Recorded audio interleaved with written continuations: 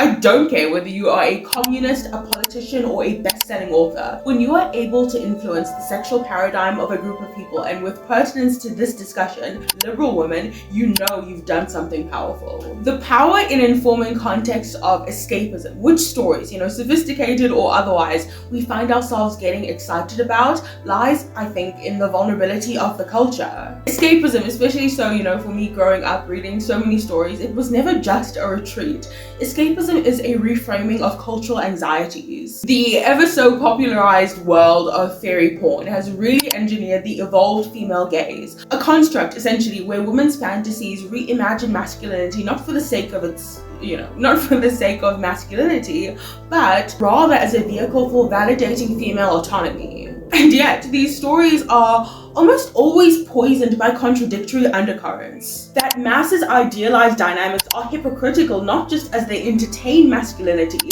somehow managing to be both reductive and abusive at the same time, but hypocritical in the geopolitical undertones of what unfolds in these high fantasy worlds. And just to be clear, I don't know if I'm going to be able to get to that part of this discussion today. These thoughts are not like my usual deep dives. I don't have a hardened opinion. This is more just a chat between you and me. I appreciate your insight. I have, personally been devouring books ever since ever since it kind of just clicked to me that these abstract realities could make more palatable my own. And so I wanted to talk about this because I guess I'm slowly realizing that the worlds that we escape to enforce the dismal realities of the worlds and realities that we are currently living in, especially so as they relate to the female gaze's expectation of men, masculinity, expectation, of excusable and inexcusable abuse, and not just in the microcosmal interest of our sexual paradigms. Because it almost always isn't only about that. There's always, fortunately or unfortunately, I don't know, depending on how you want to look at it, there's always something more. And I guess that is simply what I want to unpack today. So without further ado, I don't like to waste any of your time. Let's begin. Hi, if you don't know me, my name is Catherine. I'm so happy to have you here or to have you back, regardless of whatever algorithm dragged you here. I'm going to focus my thoughts on arguably the most influential body of work within this genre. Women have been using fiction and fantasy to escape for a very long time, but I do think that it is important to appreciate that overall, again, painting this in broad strokes, when it comes to confronting sexual paradigms, men and women tend towards different forms of media for this indulgence. These stories, again, guys, my opinion, these stories don't just reflect individual fantasies, they tap into collective psychosexual and socio-political anxieties. And not just because I think fairy porn, ACOTAR, Crescent City aims to do anything distinctly profound, but because these books, by and large, address a profound anxiety, a profound problem in its target audience, and dare I say, a profound vulnerability in our current sexual paradigm. And the smartest billionaires make the most money off of our problems. Sarah J. Maas, for all of her flaws, for all of her successes, regardless of, whatever opinion you might have of her, she's doing a very good job. She is making a lot of money. The men in Sarah Janet Maas's novels are overwhelmingly characterized or honestly villainized by how well they meet feminist ideals. And I think when we speak to Tamlin and Rhysand as a comparative study, they are, at least for the moment, because I think most people have read the first 2 installments of her second last series.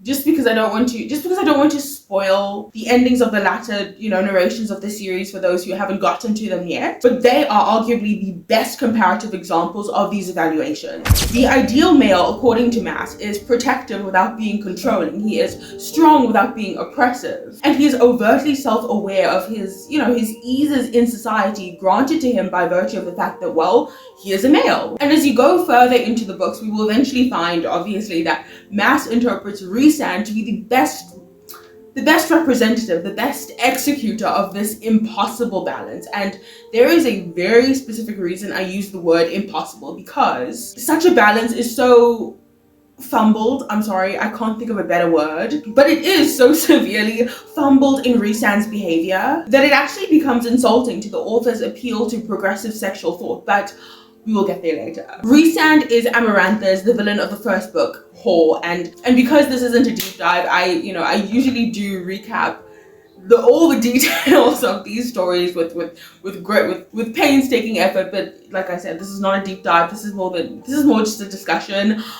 The history that Mass gives and the history that you have to appreciate for now is that Feyre is a human. She's the good guy. Amarantha and Rhysand are fairies also. Is Amarantha a fairy? I don't remember. Amarantha and Rhysand are the bad guys. Rhysand is Amarantha's sidekick and whore, because essentially, if it wasn't obvious enough, and so when the two of them, Rhysand and Amarantha, capture Feyre, Rhysand secretly wants Feyre to win this entire thing. Amarantha, the villain, captures Feyre, our protagonist, and what is important to note, or at least important to appreciate, is that in order for Amarantha not to suspect that Rhysand has any intention to help Feyre, Rhysand maintains abusive behavior towards Feyre in order, I guess, to numb Amarantha's suspicion of Rhysand wanting to help Feyre. But at the same time, he never tells Feyre that he wants to help her. He just acts in very confusing ways. One notable example, or at least, one controversial example in the fandom is when Rhysand drugs Feyre with fairy wine, basically the equivalent of some modern day drug, which causes her to lose her inhibitions and memory, forcing her to dance provocatively in front of Amarantha and the court while he touches her and parades her as his possession. It is a very disturbing scene. There are numerous other scenes that depict both verbal and physical assault, and these scenes again are justified by Rhysand by telling her, when he tells her that he needed to, I think he says, I needed to keep you alive in a way that would, he says that I needed to keep you alive in a way that wouldn't appear merciful. And this is how he rationalizes his actions. Then we move on to the more explicit assault. I think this is the second or third book, one of the two. So Rhysand's actions escalate further when he pins Feyre against a wall and kisses her under the pretense of distracting Amarantha and from noticing Feyre's smudged paint, which we're supposed to accept as salvific in some way. This moment again frames how Mass wants us to interpret Rhysand's behavior, Rhysand's abusive behavior, by the way, as calculated, as smart, albeit morally compromised, but it is an act of survival rather than inherent cruelty. And I fully appreciate that these romanticized violations for a lot of the fans do not read as abusive or cruel, but even now, years on, I feel weird in my stomach. But the selling point of all of these stories is female sexual autonomy, and I think the reason I have such an issue with this is because the sexual liberation is framed in opposition to traditional structures, which in my head translates as reactive rather than autonomous. Anyway, the other thing is I find it so interesting that in order to villainize Tamlin and sanitize Rhysand and other, Rhysand adjacent love interests, making one gratuitously abusive and the other necessarily abusive in order to service the female lead's maturity, Sarah J. Maas must caricature them both, Rhysand and Tamlin. Yes, I think I've got it. And yes, that flattening in both directions, villainy and sanitization, is important, because when I said that these male characters are idealized to the extent that they meet feminist ideals, I wasn't kidding, because we see this recycled again. In Mass's works, male romantic interests, and like Rhysand, Cassian, Tamlin, any of them, honestly, are not just supportive partners, but hypersexual beings whose physical prowess is mythologized to an extremity that I would honestly like some of you insight on. Their incredible sexual performance is often depicted as transformative to the female lead's insecurity, often serving as a catalyst to bring out rather serving as a catalyst through which she can reconcile her chronic trauma, often serving as a strange catalyst to bring her out of some sort of PTSD, Sometimes it's depression. I saw this in A Court of Silver Flames with Nesta. His sexual dominance being tamed, controlled in some way, becomes the medium through which she confronts her trauma and reclaims her agency. I find this so interesting how a fractured and fragile mental state within Nesta is healed in strange service to how well she tames this hyper-masculinity. Again, in service to her own character development. I realize that this is a fantasy. I realize that this is a fictional ideal that a lot of women enjoy, appreciate. You are allowed to enjoy those things. Even if some random person like me on the internet finds them particularly distasteful, you are allowed to have the enjoyments that you have. But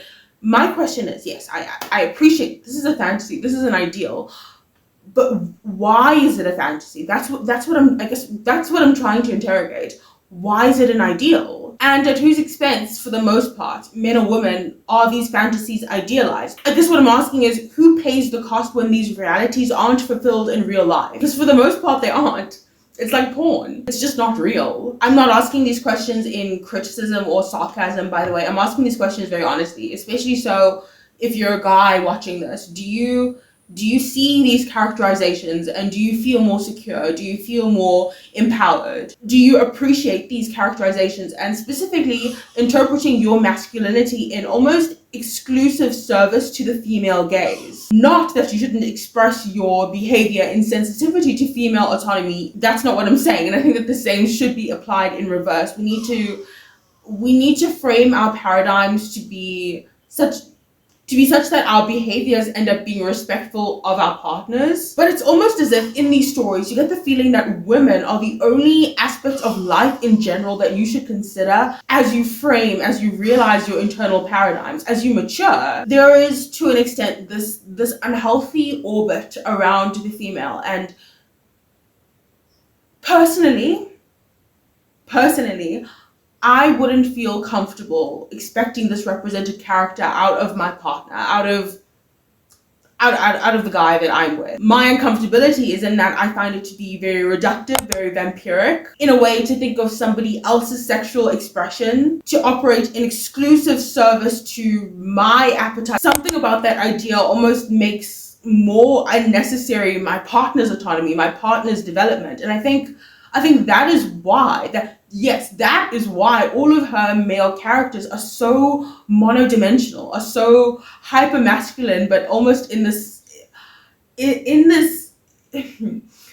subhuman progressive way. And again, I do appreciate that many people do think that do believe that a man's realization of his performance, of his maturity, of his sexual identity should operate in service to a woman only. I appreciate the alternative perspective. I respect it. I don't even know why I have to make sure I say that, but again, I default somewhere else, and that is the honest place of divergence that I'm asking these questions from. How do people who come to different conclusions, who come to different feelings about these relationships reconcile with what is being idealized, with what is being sold to us? I don't believe that the end function of these aggressive relationships, these sexual relationships, is temporary gratuity. That is just the way I feel about it. Something feels off to me. It just does. The way I look at things is I get through too many books a year for this particular series, for all of its narrative accessibility, to be the collection of books that I struggle to get through. I seldom ever struggle to get through books, but this year and I know I'm not the only one, and I guess that is who this discussion is for. I'm not even going to lie to you, I actually feel nauseated sometimes. Like, I can't even hate read them. And I hate read a lot of books. There's some narratives that are not necessarily supposed to be sophisticated. They're not supposed to be anything profound, but you just read them for the good time, for the entertainment. But I don't even feel entertained. I honestly feel like I want to throw up, and I think that feeling is still stuck inside of me, and that is where this video is coming from.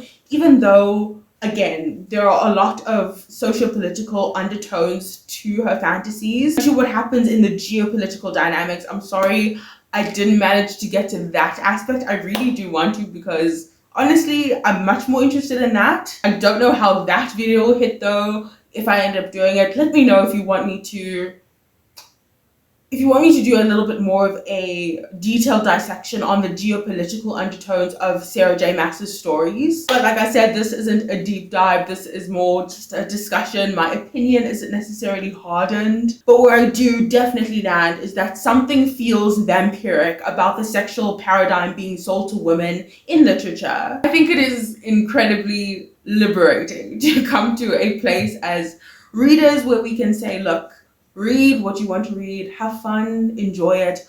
I don't have to like it. And you don't even necessarily have to respect my disdain for what you enjoy. Look, this is a world of opinions, this is a world of stories, and we enjoy what we want to enjoy.